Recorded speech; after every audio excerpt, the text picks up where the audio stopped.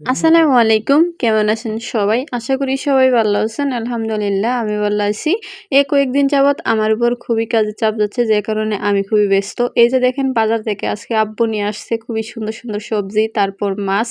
এই মাছগুলো আমার খুবই পছন্দের মাছ। আর এই মাছগুলো আমার চাচি সুন্দর করে কেটে কুটে আমাকে দিছে রান্না করার জন্য। আর এই বেগুনগুলো আমার খুবই ভালো লাগে, একদম গোল, গোল আমার গালের মতো। আর এই যে দেখেন, সুন্দর, সুন্দর শিম নিয়ে আসছি জমি থেকে, আর সাথে ২-৩ টুকরা আলু দিয়ে দিলাম।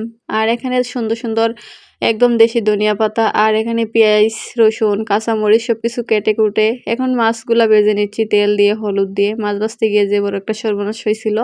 আর এখানে বেগুনগুলাও তেল, হলুদ দিয়ে সুন্দর করে ভেজে নিচ্ছি। তারপর এখানে শিমগুলা একটু হলুদ দিয়ে সুন্দর করে তেল দিয়ে ভেজে নিচ্ছি। তারপরে এখানে দেখেন আমার বেগুনের ভুনা খুবই সুন্দরভাবে হয়ে গেছে। কাঁচামরিচ, ধনিয়ার পাতা দিয়ে কিছুক্ষণ ঢেকে রাখছি, তারপর হয়ে গেছে। আর এখানে এই তরকারিটা হয়ে গেছে। ঝোল একদমই কম খাই, যে কারণে তরকারিতে বেশি একটা ঝোল দিতে পারি না। ধন্যবাদ সবাই।